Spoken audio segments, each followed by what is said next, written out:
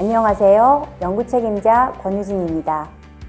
2020년 학교에서 전면적인 원격 수업이 시작되었고, 이때부터 학습 격차에 대한 관심이 높아졌는데요.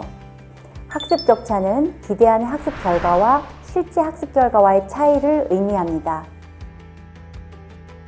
따라서 학습의 단절로 인해 학습 격차가 유발될 수 있으며 학습 격차 완화를 위한 지원의 역할이 중요합니다. 이에 본 연구는 학습 결과에 영향을 미치는 요인들, 즉 원격 수업 특성, 교사 특성, 학생 특성, 가정환경, 학교 분위기와 지원을 중심으로 연구 모형을 도출하였습니다. 또한 원격 수업에 대한 학습 실태와 양상을 파악하기 위해 전국의 초중학교를 대상으로 설문조사와 면담을 수행하였습니다. 가장 많이 사용한 원격 수업의 형태는 실시간 쌍방향 수업이었고, 각종 기기나 연수 지원과 같은 원격 수업 환경 지원은 충분했다고 응답하였습니다.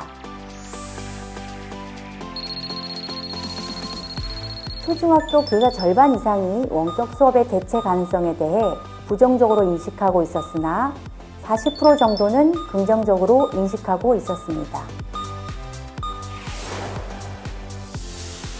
절반 이상의 교사들은 원격 수업을 재난 이후에도 지속될 교육 변화의 시작점으로 인식하고 있었습니다.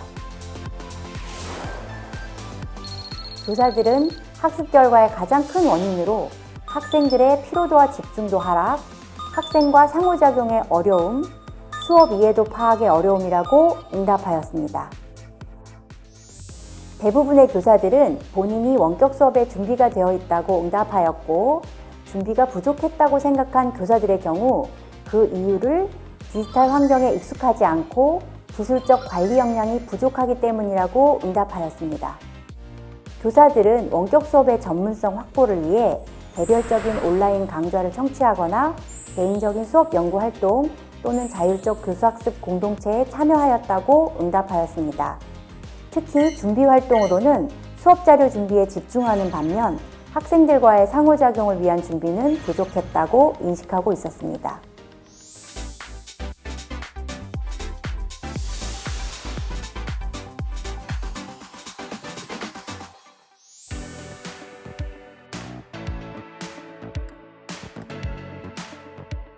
선생님, 이번 연구 결과에서 원격 수업의 학습 결과 중 가장 큰 차이가 나타난 것은 무엇이었나요? 등교 수업과 비교하여 볼 때 원격 수업에서 나타난 가장 큰 학습 결과의 차이는 수업 집중도와 이해도였습니다. 학생이나 가정 환경이 학습 격차에 영향을 줄 수도 있나요? 학생 특성으로 볼 때 학년이 높아질수록 ICT 활용 능력이 높아지는 결과가 나타났어요. 그리고 학년이 높아질수록 학부모의 관심은 떨어지는 경향이 있었습니다. 아, 그렇군요. 앞으로 원격 수업에서는 어떤 점이 개선되어야 할까요? 저학년의 경우 상대적으로 ICT 역량이 부족하니까 원격 수업 참여 방식에 대한 고민이 필요할 것 같고요. 중학생의 경우 개별화된 피드백이나 학습 관리 지원이 강화되어야 할 것으로 생각됩니다.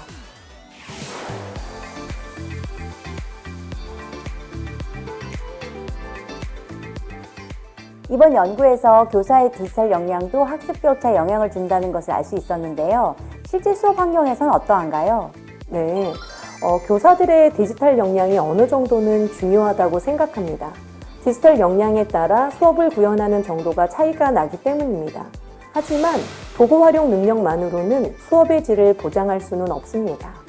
그럼 수업 측면에서 학습 격차를 줄이기 위해서는 어떠한 노력이 필요할까요?